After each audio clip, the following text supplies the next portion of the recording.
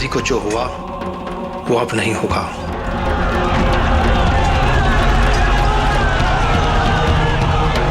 इस बार कोई गलती नहीं होगी।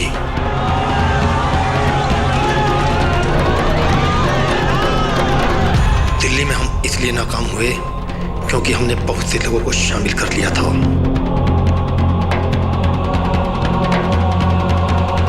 खतरा चाहे जितना भी हो, ये काम सिर्फ एक ही आदमी को करना होगा और ये काम अब मैं करूंगा। मैं मारूंगा गांधी जी को। गॉड से मारेगा गांधी जी को।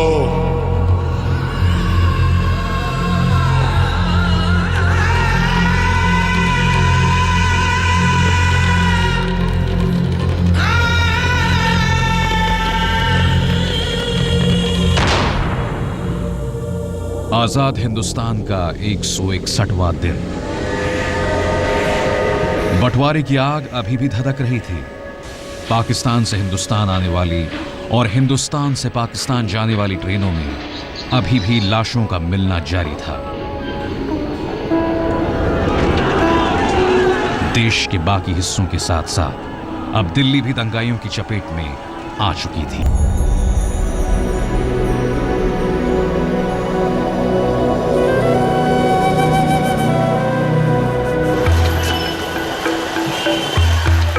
आजादी और बंटवारा एक साथ आया और इन तीनों की नजर में इसके लिए सबसे ज्यादा गांधी जी जिम्मेदार थे। नाथूराम गोडसे ज्यादा ही गुस्से में था। वो नारायण आप्टे और विष्णु करकरे के साथ अभी अभी दिल्ली से जान बचाकर मुंबई आया है। दरअसल एक दिन पहले ही यानी 20 जनवरी को इन लोगों ने गांधी जी पर पहला जानलेवा हमला किया था। इस हमले की अगुवाई नाथूराम गोडसे के बड़े भाई गोपाल गोडसे ने की थी। गांधी जी दिल्ली में जिस बिरला हाउस में ठहरे हुए थे वहां इन्होंने बम फेंका था, मगर गांधी जी बच गए।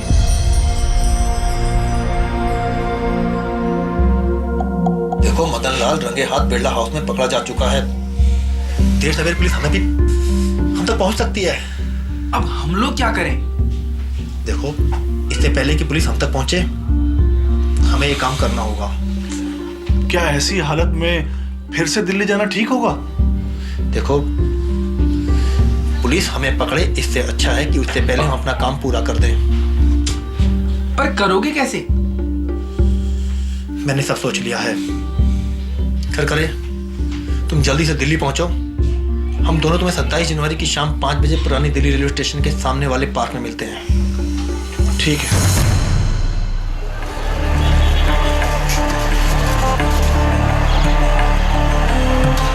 कोलकाता में दंगाइयों को समझा बुझाकर गांधी जी दिल्ली लौट आए थे। यहां से उन्हें पंजाब का रुख करना था क्योंकि सबसे ज्यादा कत्लेआम वहीं हो रहा था।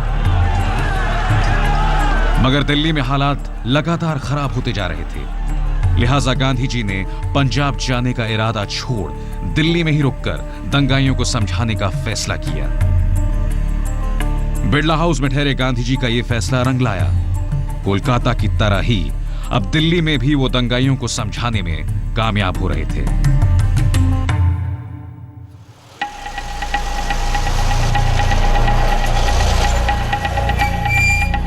दो लोग टैक्सी से मुंबई एयरपोर्ट के बाहर उतरते हैं। दोनों की मंजिल दिल्ली है।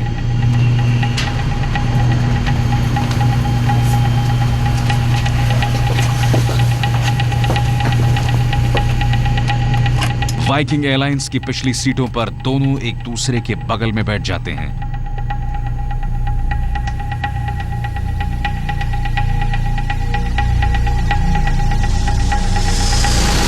विमान की हवा में जाते ही खिड़की के साथ बैठा शख्स किताब खोल लेता है, जबकि उसके साथी की नजर खाने की ट्रे लेकर इधर से उधर आती जाती एयर होस्टेस को घूर रही थी। खिड़की के साथ बैठा शख्स कोई और नहीं नाथूराम गोडसे है, जबकि उसके बराबर में बैठा उसका साथी है नारायण आप्टे। दिल्ली तक की दूरी करीब 3 घंटे में पूरी होनी है। लिहाजा वक्त काटने के लिए नारायण आप्टे खाने के खाली बर्तन समेट चुकी एयर होस्टेस को इशारे से अपने पास बुलाता है। Excuse me? Yes, sir. Can I have a glass of water, please? Yeah, sure.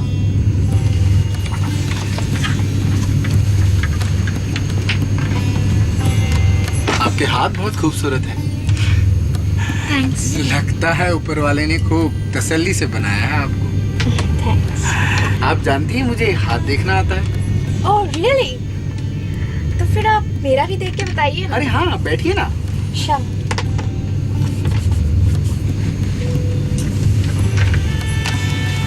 Godse ब्रह्मचर्य का पालन करता था और इसीलिए औरतों से हमेशा दूर रहता था, जबकि उसके ठीक उलट आपटे रसिक मिजाज था और इस वक्त शायद वो अपनी जिंदगी की आखिरी लड़की को जाल में फंसाने की कोशिश कर रहा था।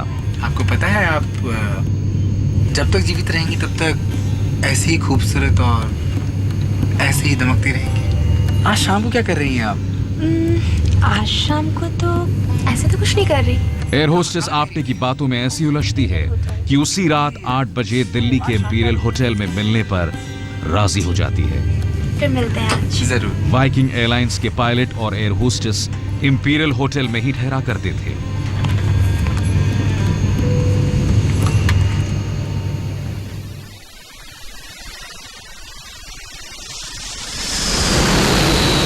तय वक्त पर जहाज दिल्ली पहुंचता है। गोडसे और आपटे एयरपोर्ट से टैक्सी लेकर सीधे पुरानी दिल्ली रेलवे स्टेशन की तरफ निकल पड़ते हैं।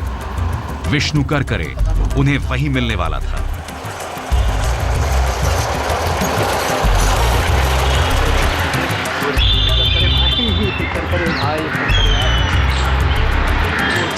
बढ़िया बढ़िया अपनाए बस। कपड़े भाई, सफर कैसा रहा? सफर तो अच्छा रहा पर सामान मिला?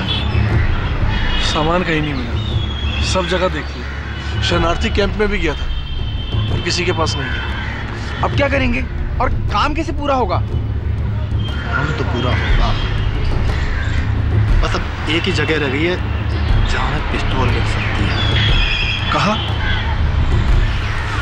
ग्वालियर में। अब ग्वालियर में कौन देगा? और वहां नहीं मिली तो? अगर वहां भी नहीं मिली फिर ये हमें इरादा छोड़ना पड़ेगा।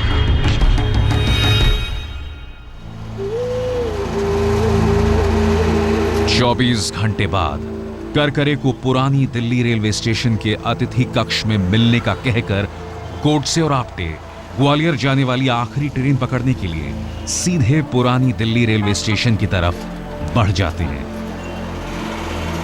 पिस्तौल न मिलने का सबसे ज्यादा अफसोस आपटे को हो रहा था। आज रात 8 बजे इंपीरियल होटल में एयर होस्टेस से मिलने का वादा अधूरा रह गया था। पिस्तौल की खोज में ग्वालियर जाने की वजह से उसकी अपनी जिंदगी में आने वाली आखिरी लड़की उसके हाथ से निकल गई थी।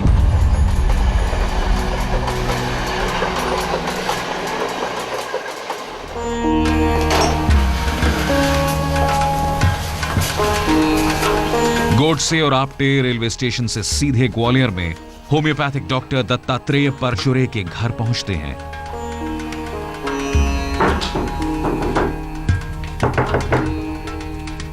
अरे आ रहा हूं भाई, आ रहा हूं।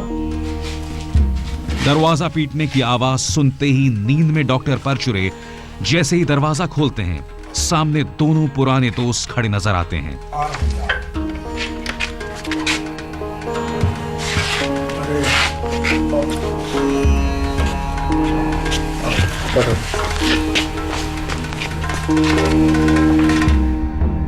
मथुरा, इस वक्त अचानक सब ठीक तो है? ठीक नहीं है तभी तो आया हूं। क्यों, क्या हुआ? पिस्तौल चाहिए। पिस्तौल? पर क्यों? डॉक्टर साहब, मैं आखिरी उम्मीद लेकर आपके पास आया हूं। काम पड़ा है, बहुत बड़ा। ठीक है, अभी आए हो, आराम करो, कल दिन में देख लेंगे।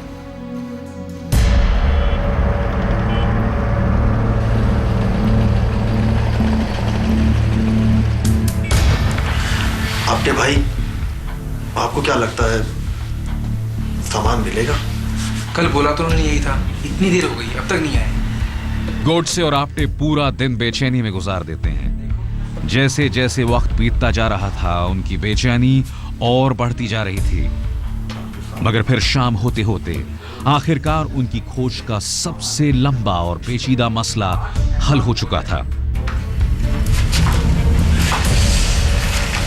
डॉक्टर साहब, सामान मिला? हाँ मिला, पर बहुत मुश्किल से। ये लो तुम्हारी पिस्टल। धन्यवाद डॉक्टर साहब, ये लो। बहुत धन्यवाद। लेकिन गोलियां मेरे पास 20 ही। उम्मीद है तुम्हारा काम इससे चल जाएगा। बहुत है डॉक्टर साहब, अब हमें कोई नहीं रोक सकता, कोई नहीं।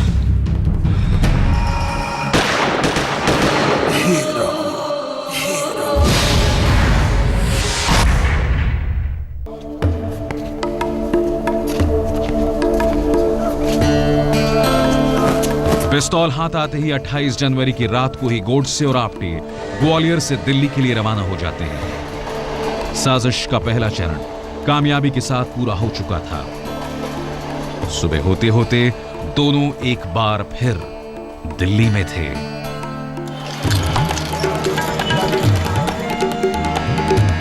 करकरे ने पुरानी दिल्ली रेलवे स्टेशन के अतिथि कक्ष में 6 नंबर कमरा पहले ही बुक करा रखा था। दोनों स्टेशन से सीधे कमरे में जाते हैं। करकरे कमरे में ही था। अरे गोडसे भाई, कैसे हो आप? बैठो बैठो बैठो। अन्ना करकरे, इस बार हमने बाजी मार ही ली। क्या सचमुच? ये देखो अन्ना करकरे। अरे हमने तो उम्मीद ही छोड़ दी थी। मैंने तो इरादा ही छोड़ दिया था और आपने तो कमाल कर दिया गोडसे भाई। लेकिन अन्ना करकरे, इस बार हमें कोई गलती नहीं करनी है। हमें इसे चलाकर भी देखना होगा कि सही से चलती भी है कि नहीं। हाँ ये जरूरी है, और हमें ये भी तो देखना है कि इसका निशाना है कैसा। लेकिन इस पिस्तौल को हम चलाएंगे कहाँ पर? चलते हैं कोई ऐसी सुनसान सी जगह जहाँ हम इसे चला सकें। हाँ ठीक है, चलो चलते हैं।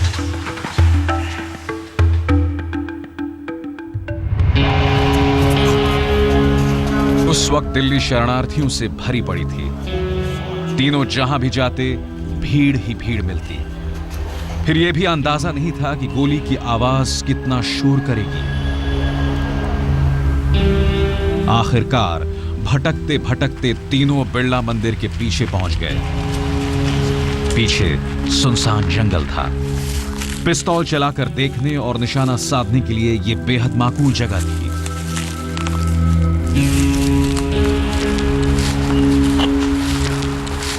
अच्छा ये बताओ कि गांधी जी की लंबाई कितनी होगी? क्यों? जब गोली चलाने का समय आएगा उस वक्त गांधी जी या तो खड़े होंगे या बैठे होंगे। अरे ये तो सोचा ही नहीं। मैं एक काम करता हूँ, मैं 2 निशान बनाता हूँ, एक गांधी जी के खड़े होने का, एक उनके बैठने का। ठीक है, आओ तब करकरे भाई आप एक बार आना तो।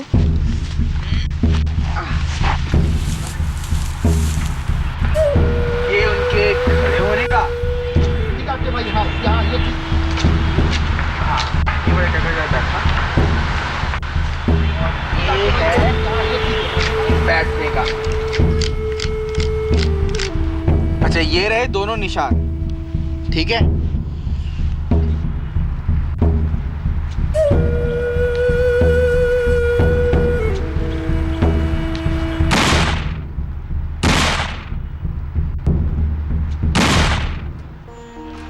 क्या गोडसे भाई, जबरदस्त, एकदम सही। इतना बढ़िया निशाना है गोडसे भाई, वाह।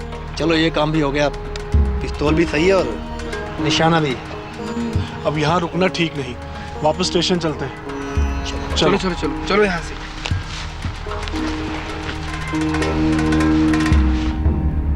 साजिश का दूसरा चरण भी कामयाबी के साथ पूरा हो चुका था। तीनों एक बार फिर पुरानी दिल्ली रेलवे स्टेशन के अतिथि कक्ष नंबर 6 में पहुंच जाते हैं। कमरे में पहुंचने की कुछ ही देर बाद गोडसे पहली बार ऐलान करता है, मैंने फैसला कर लिया है। क्या? कि कल यानी 30 जनवरी को हम गांधी जी को मार देंगे। पर कहाँ और कैसे? हाँ बताओ कैसे, कुछ सोचा भी है? सोचा है। कल शाम 5 बजे बिरला हाउस के बगीचे में, जहां गांधी जी प्रार्थना सभा करने जाते हैं। प्रार्थना सभा में बहुत लोग होते हैं। इतनी भीड़ में उनको मारेंगे कैसे? देखो, हमें गांधी जी के करीब जाने का मौका सिर्फ प्रार्थना सभा में ही मिल सकता है। ठीक है, तो 30 जनवरी पक्का? पक्का। अब और देर नहीं, हमें ये काम कल ही करना है, किसी भी हाल में।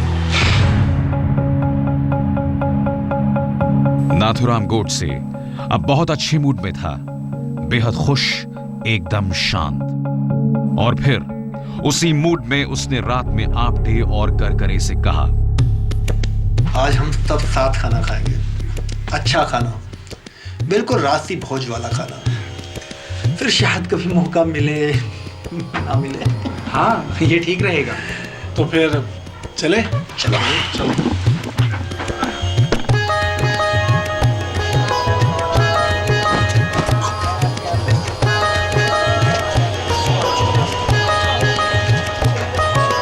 बहुत जबरदस्त लगी। तीनों स्टेशन के नजदीक ही एक होटल में गए और भरपूर खाने का ऑर्डर दिया। और घी वाली रोटी, घी वाली।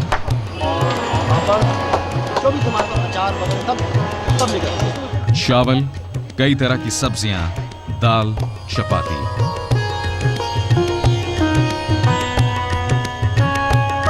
करकरे को छाछ चाहिए था, मगर होटल में छाछ नहीं थी। गोडसे ने वेटर को बुलाकर 5 रुपए दिए और कहा, जहां से मिले चाहे जितने पैसे लगे, मगर दही ला कर दो। आखिर वेटर दही लाया और तीनों भरपेट खाना खाकर वापस अतिथि कक्ष नंबर 6 में पहुंच गए।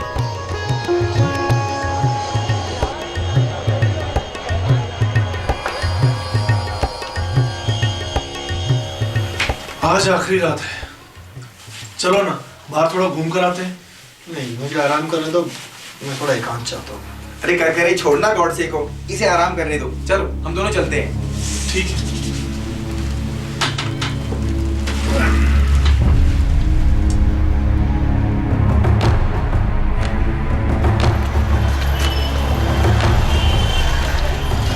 गोडसे को कमरे में छोड़ आपटे और करकरे बाहर तो आ गए, मगर अब दोनों घबरा रहे थे। गोडसे की बातें सुनने के बाद अब उन्हें पहली बार डर लग रहा था, न जाने कल क्या होगा।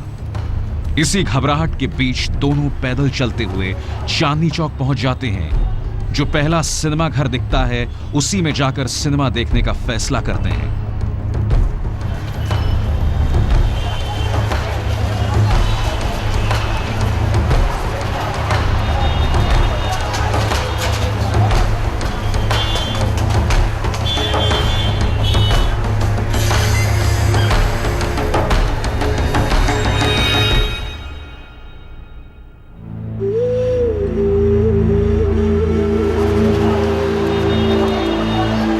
रात का आखिरी शो देखने के बाद दोनों बाहर निकलते हैं और वापस कमरे की तरफ चल पड़ते हैं। दोनों अब भी घबराए हुए थे।